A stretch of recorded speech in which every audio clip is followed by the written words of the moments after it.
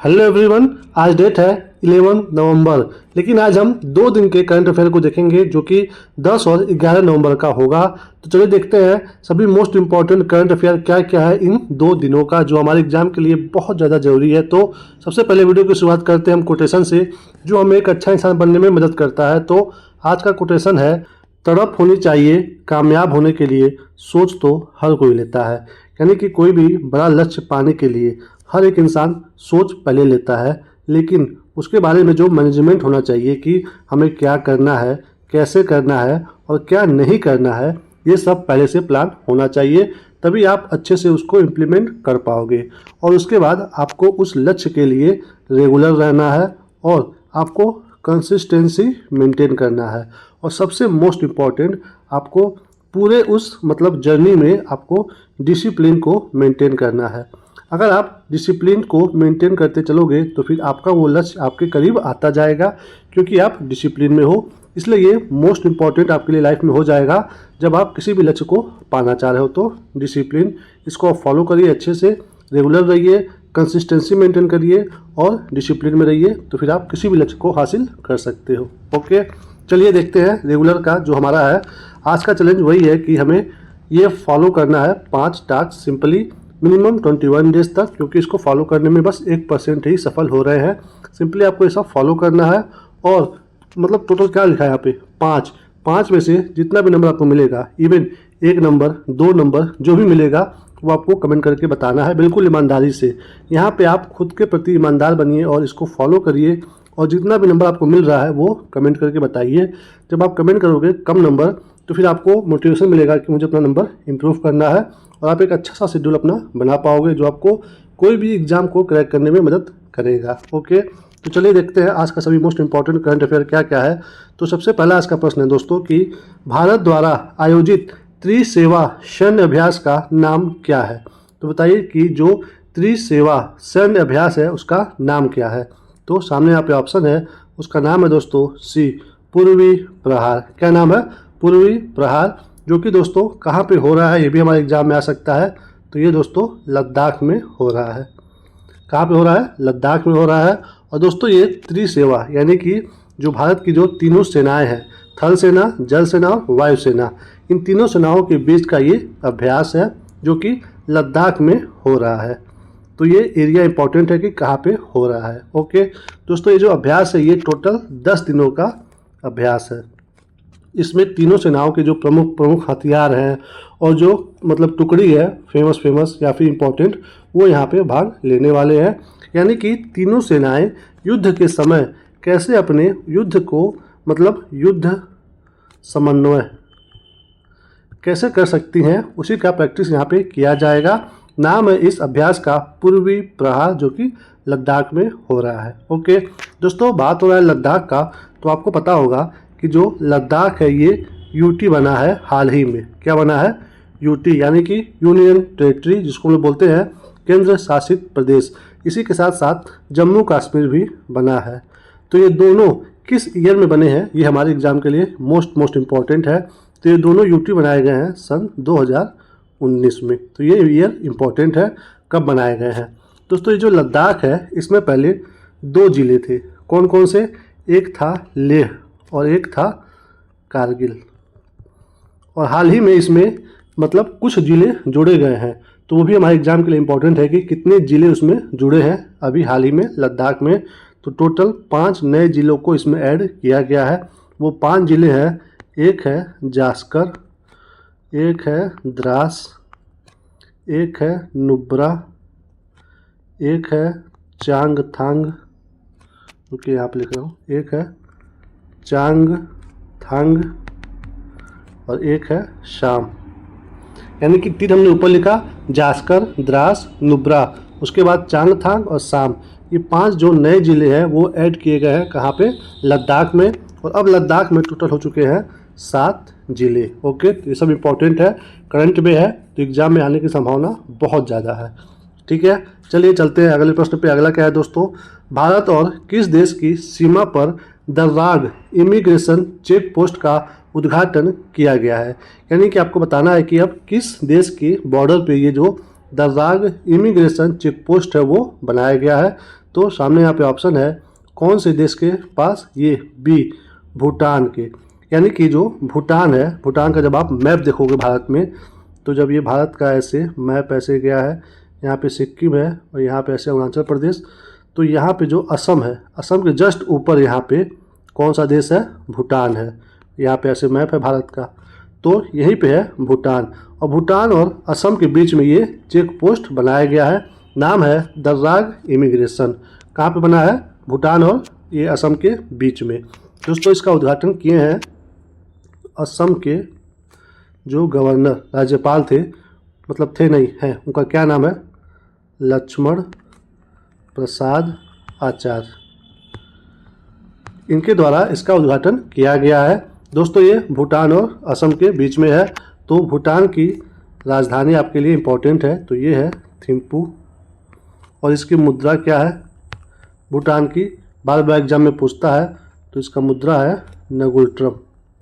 क्या है इसका मुद्रा, नगुल्ट्रम। तो दोस्तों ये जो चेक पोस्ट बनाया गया है, इसका उद्देश्य क्या है, क्यों बनाया गया है, दोनों देशों के बीच में मतलब जो संपर्क, जो व्यवहार होता है, साथ ही साथ जो व्यापार होता है, आर्थिक विकास हो सकता है, इन सबको बढ़ावा मिले और मजबूती मिले। दोस्तों भूटान में ही भारत के द्वारा एक जल विद्युत परियोजना स्टार्ट किया गया है, जिसका नाम है मांगदेहु। क्या नाम है, मांगदेहु जल विद्युत परियोजना, जो कि 720 मेगावाट का क्या है, परियोजना है, शुरू किया गया है भारत की सहायता से।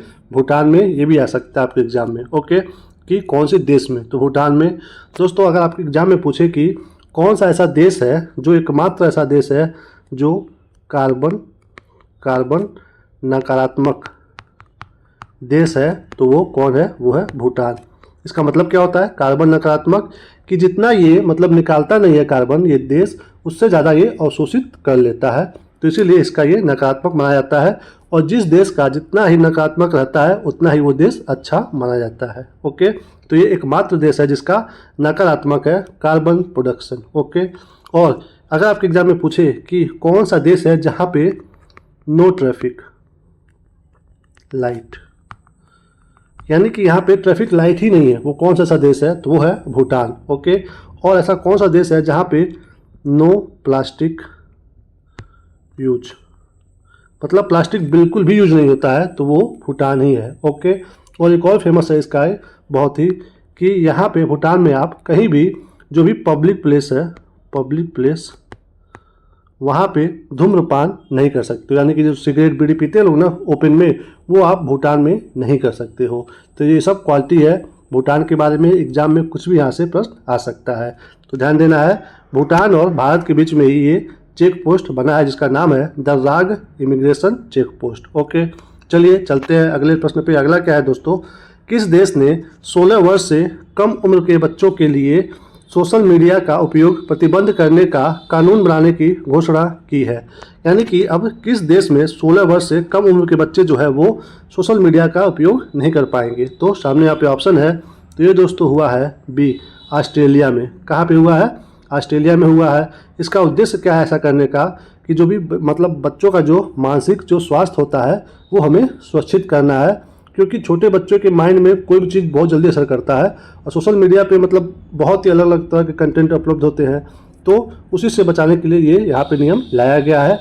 यहाँ के जो पीएम है ऑस्ट्रेलिया के, पीएम उनका नाम है एंथनी अल्बनीज। इनके द्वारा इसका उद्घाटन किया गया है और बताया गया है कि ऐसा कदम उठाने वाला जो ऑस्ट्रेलिया है ये पहला देश है, यानी कि ये जो कदम है ये विश्व में पहला ऐसा कदम है जहाँ पे 16 वर्ष से कम उम्र के बच्चों के लिए सोशल मीडिया को बैन किया जा रहा है। तो ध्यान देना है कहाँ पे, ऑस्ट्रेलिया में। ऑस्ट्रेलिया की बात हो रही है तो हम हर बार देखते हैं इसकी राजधानी कहाँ पे है, तो वो है कैनबरा में। और ऑस्ट्रेलिया से जो फेमस इंपॉर्टेंट क्वेश्चन आते हैं कि किस देश में ग्रेट बैरियर रीफ है, तो वो कहाँ पे है, ऑस्ट्रेलिया में। ये बार बार क्वेश्चन आता है ये, और हम बार बार बताते हैं ये जब भी ऑस्ट्रेलिया की बात होती है तो, ओके। ग्रेट बैरियर रीफ कहाँ पे है, ऑस्ट्रेलिया में है। और ऑस्ट्रेलिया में दो बहुत ही फेमस नदी है, वो भी हमारे एग्जाम में बार बार आता है, तो उस नदी का नाम है क्या, डार्लिंग और मुर्रे। ये दो नदियाँ कहाँ पे बहती हैं? ये दोनों ऑस्ट्रेलिया में बहती हैं। ओके, और एक और बहुत ही फेमस यहाँ पे लेक है, उसका नाम है यामा। ये भी एग्जाम में आता है। ये कहाँ पे है? ऑस्ट्रेलिया में ही है। क्या नाम है इसका? लेक यामा। ओके, और ऑस्ट्रेलिया का जब आप मैप देखोगे तो इसके बगल में एक देश है न्यूजीलैंड। इन दोनों के बीच में एक सागर है, हम बार बार बताते हैं, उसका नाम क्या है? उसका नाम है तस्मान सागर। तो तस्मान सागर किन दो देश के बीच में है? ऑस्ट्रेलिया और न्यूजीलैंड के। ओके, चलिए चलते हैं अगले प्रश्न पे। अगला क्या है दोस्तों? हाल ही में केंद्रीय हिंदी समिति की 32वीं बैठक कहाँ हुई है? तो ये जो हिंदी समिति की जो बैठक होती है 32वीं नंबर की, कहाँ पे हुई है ये आपको बताना है। तो सामने यहाँ पे ऑप्शन है कहाँ पे हुई है, तो ये हुआ है दोस्तों दिल्ली में। सी, दिल्ली में हुआ है ये हिंदी समिति का 32वां बैठक। ओके, इसका उद्देश्य क्या है इस बैठक का? कि हमें हिंदी भाषा के विकास पे और उसके प्रचार पे चर्चा करना है कि हम कैसे हिंदी भाषा को और आगे बढ़ा सकते हैं।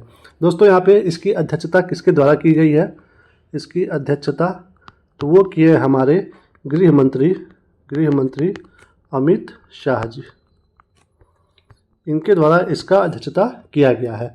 बात हो रहा है दोस्तों हिंदी का, तो आप यहाँ पे ध्यान दीजिए कि हमारे देश में इस समय टोटल कितनी जो है शास्त्रीय भाषाएं हैं।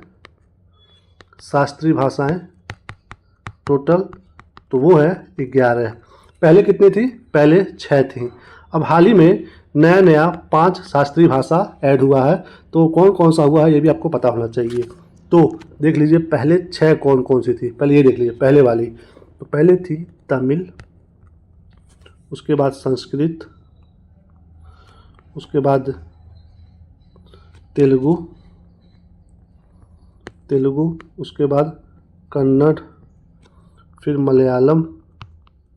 मलयालम और फिर उड़िया।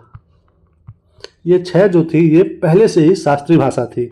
और इनमें अगर पूछे कि सबसे पहली भाषा कौन सी है जिसे शास्त्रीय भाषा का दर्जा मिला था, तो वो तमिल भाषा है। इसे सन 2004 में सबसे पहले मतलब शास्त्रीय भाषा का दर्जा दिया गया था। फिर उसके बाद संस्कृत को, फिर तेलुगु को, फिर कन्नड़ को, फिर मलयालम को, फिर उड़िया को मिला था। तो ये हो गए पहले के 6 शास्त्रीय भाषा। और अब हाल ही में 5 और भाषाओं को ये दर्जा मिला है। तो वो और 5 कौन कौन से हैं? एक है मराठी, दूसरा है पाली, तीसरा है असमिया, चौथा है बांग्ला और 5वां है ये प्राकृत। इन 5 भाषाओं को फिर से दिया गया है, फिर से नहीं मतलब ये और ऐड हुई है शास्त्रीय भाषा में। तो अब टोटल हो गया है 11 शास्त्रीय भाषा। तो अगर एग्जाम में पूछे कि प्रेजेंट टाइम में हमारे देश में कितनी शास्त्रीय भाषाएं हैं, तो 11 हैं। और कितनी नई जोड़ी गई हैं, तो 5 नई जोड़ी गई हैं। सबसे पहले कौन बनी थी शास्त्रीय भाषा, तो वो तमिल बना था सन 2004 में। ओके दोस्तों, हमारे देश में हर वर्ष हिंदी दिवस मनाया जाता है। हिंदी दिवस वो किस डेट को मनाया जाता है, तो वो मनाया जाता है 14 सितंबर को। और जब हिंदी की बात हो रही है तो हमारे संविधान में हिंदी को मतलब राजभाषा घोषित किया गया है। तो वो किस अनुच्छेद के तहत किया गया है ये भी हमें पता होना चाहिए। तो वो है दोस्तों अनुच्छेद यहाँ पे 343।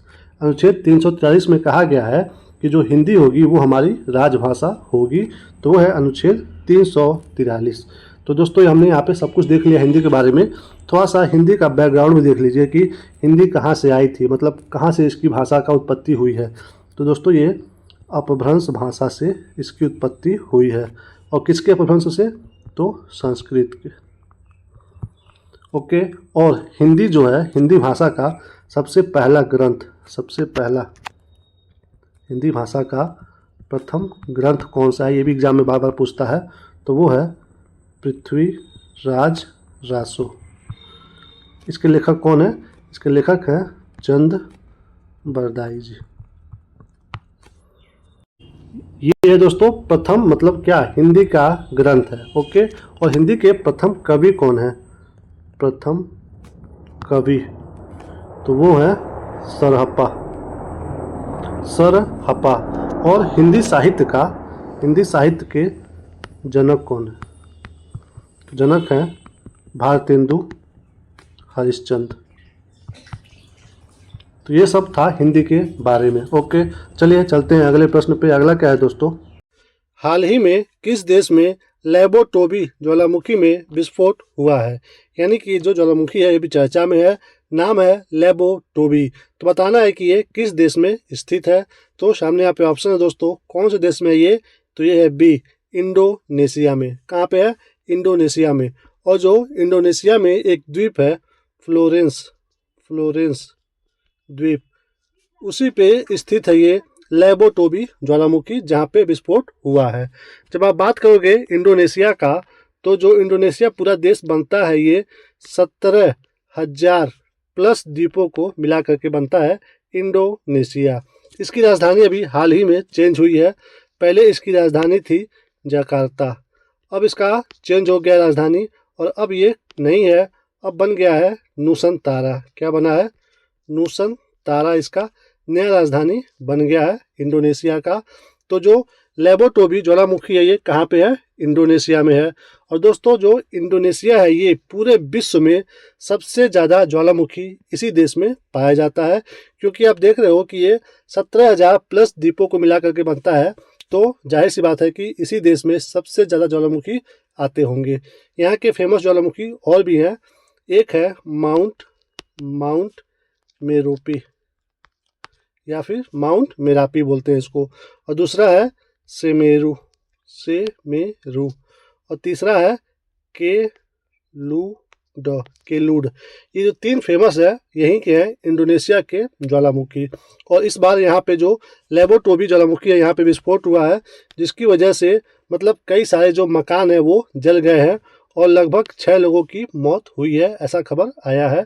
लेबो टोबी ज्वालामुखी ये है इंडोनेशिया में। अब बात हो रही है ज्वालामुखी का, तो देख लीजिए कि अपने प्यारे भारत में कोई ज्वालामुखी है कि नहीं है। तो दोस्तों भारत में भी ज्वालामुखी है, 2 ज्वालामुखी है। कहाँ पे है अभी बताते हैं, पहले उसका नाम देखिए। एक है बैरन ज्वालामुखी, पहला हो गया, और दूसरा है नारकोंडम ज्वालामुखी। ये दोनों कहाँ पे है? ये दोनों दोस्तों अंडमान और निकोबार द्वीप समूह में। यानी कि कहाँ पे? ये अंडमान और निकोबार द्वीप समूह में ये दोनों ज्वालामुखी हैं भारत के। नाम है बैरन ज्वालामुखी और दूसरे का नाम है नारकोंडम ज्वालामुखी। ओके, चलिए चलते हैं अगले प्रश्न पे। अगला क्या है दोस्तों? भारत में सेमीकंडक्टर नीति लागू करने वाला पहला राज्य कौन सा है? यानी कि ये सेमीकंडक्टर जो नीति लागू हुई है वो भारत का पहला राज्य है जहाँ पे लागू हुआ है। तो कहाँ पे हुआ है? सामने यहाँ पे ऑप्शन है। तो ये हुआ है दोस्तों गुजरात में, बी।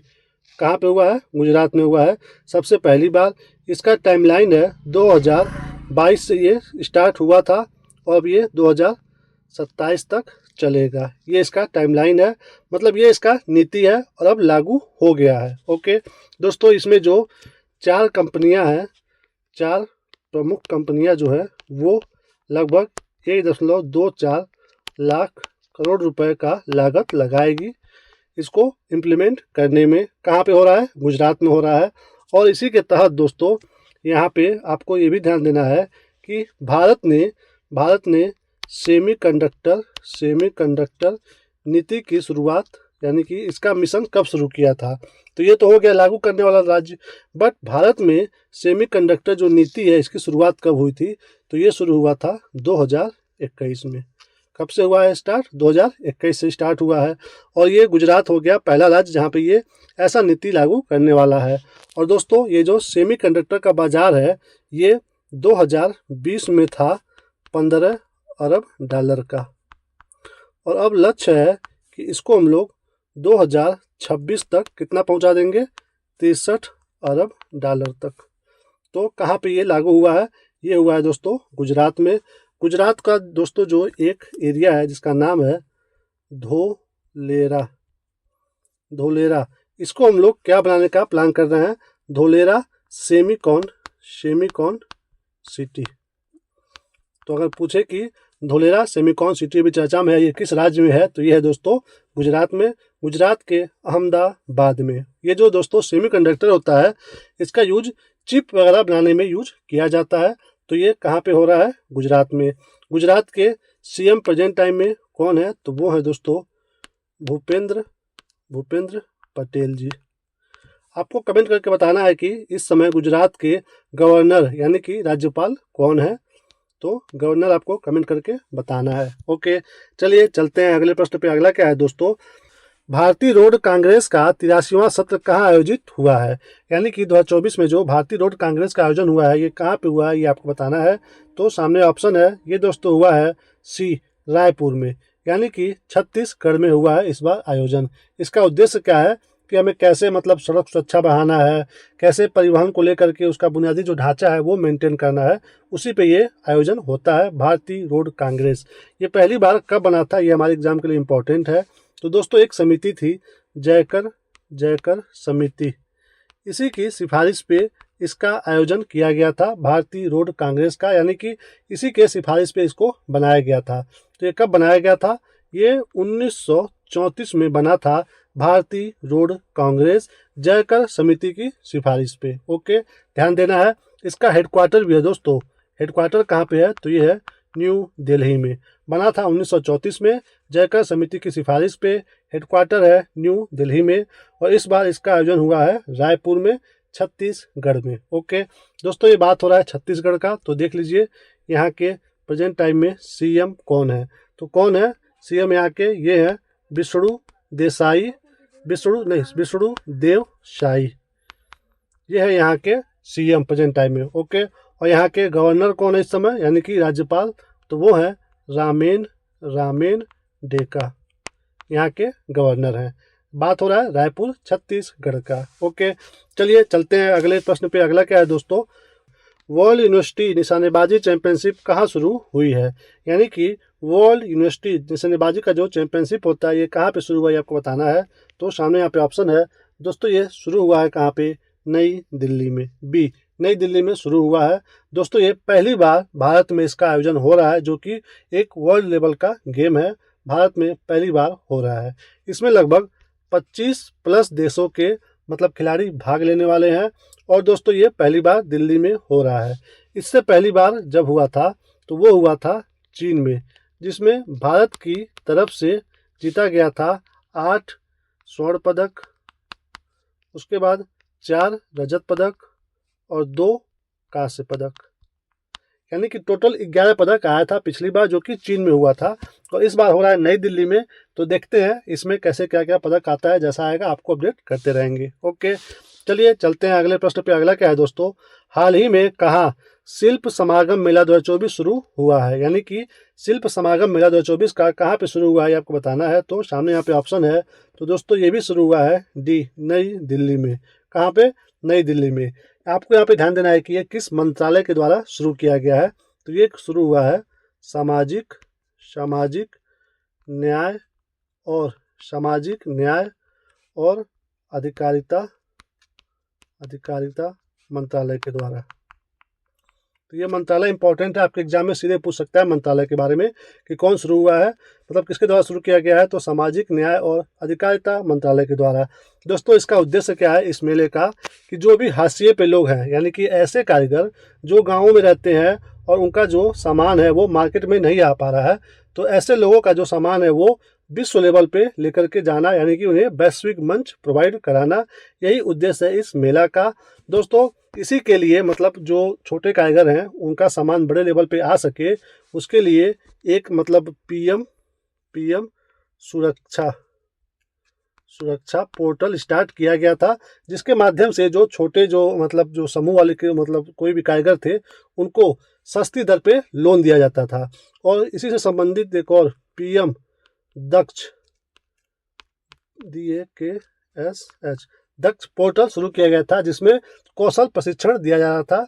तो ये 2 पोर्टल इसी के लिए शुरू किया गया था, छोटे कारीगरों का सामान बड़े लेवल पे वैश्विक स्तर पे ले जाने के लिए। ओके, तो कहाँ पे हो रहा है इस बार का ये शिल्प समागम मेला, तो ये हो रहा है नई दिल्ली में। ओके, चलिए चलते हैं अगले प्रश्न पे। अगला क्या है दोस्तों, हाल ही में किस देश ने ड्यूटी कर रहे पुलिसकर्मियों के मोबाइल इस्तेमाल पर प्रतिबंध लगा दिया है? यानी कि अब किस देश में जो ड्यूटी करने वाले पुलिस हैं वो मोबाइल का प्रयोग नहीं कर सकते हैं। तो सामने यहाँ पे ऑप्शन है, तो ये दोस्तों हुआ है जिम्बाब्वे में, डी जिम्बाब्वे में ये नियम लागू हुआ है कि ये पुलिस लोग ड्यूटी के दौरान मोबाइल का इस्तेमाल नहीं कर सकते हैं। दोस्तों जिम्बाब्वे की जो राजधानी है वो है हरारे, और यहाँ की मुद्रा है डॉलर, क्या है, डॉलर यहाँ की मुद्रा है। आपको कमेंट करके बताना है कि जिम्बाब्वे किस महाद्वीप में स्थित देश है। ओके, कौन से महाद्वीप में ये स्थित देश है जिम्बाब्वे, कमेंट करके आपको बताना है। दोस्तों, ये जो बात हो रहा है कि पुलिसकर्मियों को मोबाइल इस्तेमाल करने पे बैन लगाया जा रहा है, ये उससे पहले मतलब इस देश से पहले हमारे भारत में भी 2 राज्यों में इम्प्लीमेंट हो चुका है, एक यूपी में और एक बिहार में। पुलिस को मतलब ड्यूटी के दौरान मोबाइल इस्तेमाल नहीं करना है। ओके, तो इस बार हुआ है जिम्बाब्वे देश में। आप कमेंट करके जरूर बताइएगा कि ये किस महाद्वीप में स्थित है। चलिए चलते हैं अगले प्रश्न पे। अगला क्या है दोस्तों, हाल ही में सुप्रीम कोर्ट के नए दिशा निर्देशों में राजस्थान को कब तक बाल विवाह खत्म करने का लक्ष्य दिया गया है। यानी कि राजस्थान में दोस्तों बहुत बड़े स्तर पे बाल विवाह होता है। वहाँ पे अक्सर मतलब 18 साल से कम उम्र के बच्चों का ही शादी कर दिया जाता है। ऐसा वहाँ पे 25% महिलाओं के साथ होता है कि वो 18 साल का एज क्रॉस नहीं कर पाती हैं। तो अब सरकार ने कहा है, सरकार मतलब सुप्रीम कोर्ट ने, कि आपको ये हम टाइमलाइन दे रहे हैं कि आप यहाँ तक अपने में सुधार ला लीजिए। तो वो टाइमलाइन कब तक है, सामने यहाँ पे ऑप्शन है। तो ये है दोस्तों 2030 तक। कब तक? 2030 तक लक्ष्य दिया गया है। बात हो रहा है बाल विवाह का। तो दोस्तों, बाल विवाह के लिए सबसे पहले हमारे देश में आवाज़ उठाए थे राजा राम मोहन राय जी, राजा राम मोहन राय जी। उसके बाद आगे चल करके 1929 में एक एक्ट बनता है, उसको हम लोग बोलते हैं शारदा एक्ट। इसमें सबसे पहली बार डिसाइड हुआ कि लड़कियों का जो शादी का उम्र होगा गर्ल्स का वो होगा 14 साल और जो बॉयज़ का वो होगा 18 साल। तो फिर कुछ समय बाद इससे भी संतुष्टि नहीं हुई, तो फिर आगे चल करके आया एक और नियम जिसे हम लोग बोलते हैं बाल विवाह निषेध अधिनियम, वो है 2006 का। आपको ये ईयर भी पूछता है कि बाल विवाह निषेध अधिनियम किस साल में आया था, तो 2006 में आया था। इसमें क्या कहा गया, इसमें फिर से रिवाइज किया गया एज। ये हुआ कि जो पहले गर्ल्स का 14 था उसे अब बना दिया जाए 18 साल और बॉयज जो पहले 18 थे वो हो जाए 21 साल मिनिमम, इससे पहले नहीं करना है। तो ये डिसाइड हुआ था बाल विवाह निषेध अधिनियम 2006 के तहत। ओके, सबसे पहले शुरू किसने किया था आवाज़ उठाना? राजा राम मोहन राय जी ने। उसके बाद शारदा एक्ट में क्या हुआ, गर्ल्स के लिए 14 और बॉयज़ के लिए 18। फाइनली बाल विवाह निषेध अधिनियम में 2006 वाले में कि अब बॉयज़ का एज होगा 21 और गर्ल्स का होगा 18।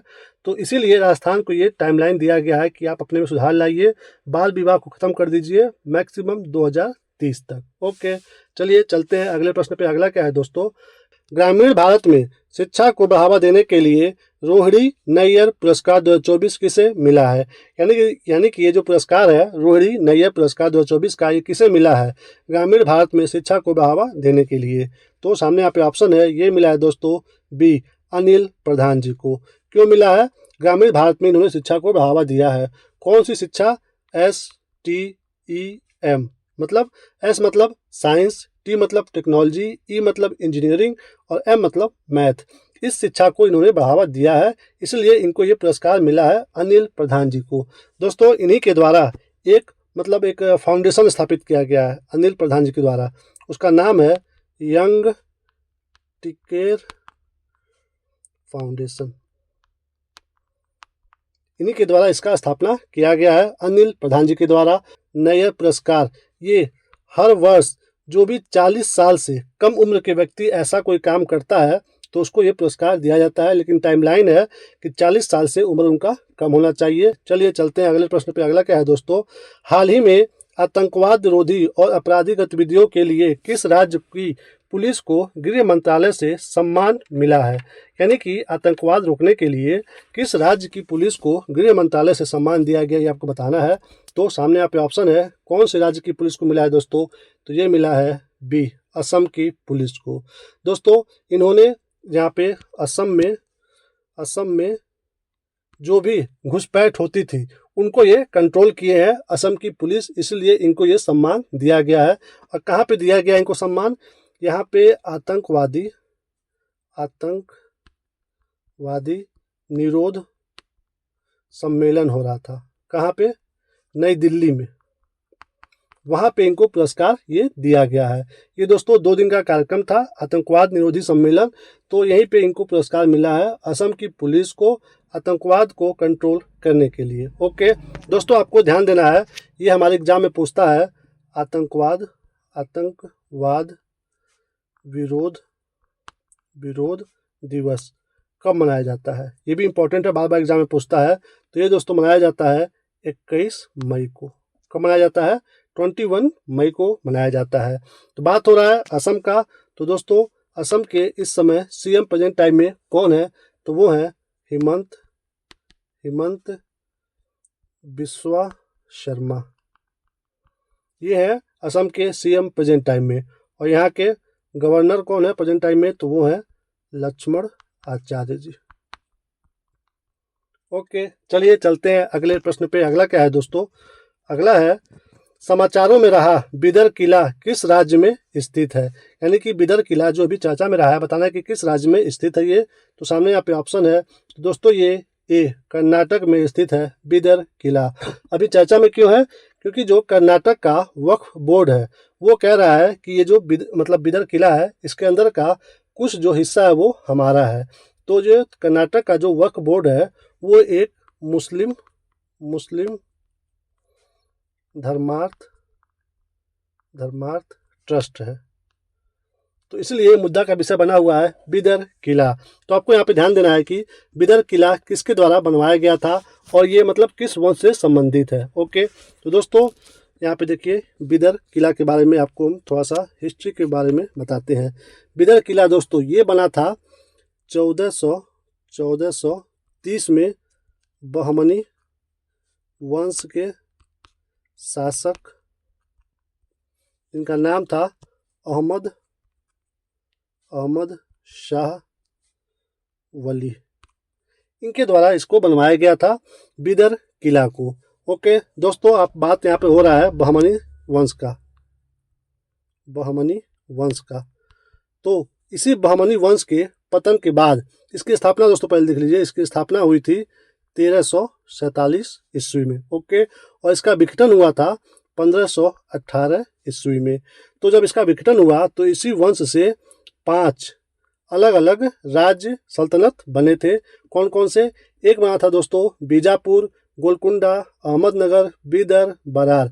ये 5 सल्तनत बने थे बहमनी वंश से, जिसकी स्थापना हुई थी 1347 में और इसका विघटन हुआ था 1518 में।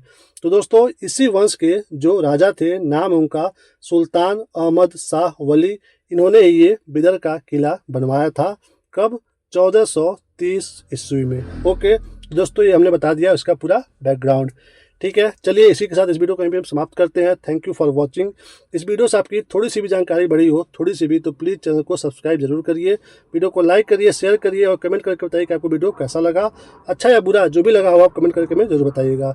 अपना ख्याल रखिए, मुस्कुराते रहिए। मिलेंगे हम आपको अगले वीडियो में, तब तक के लिए जय हिंद, वंदे मातरम।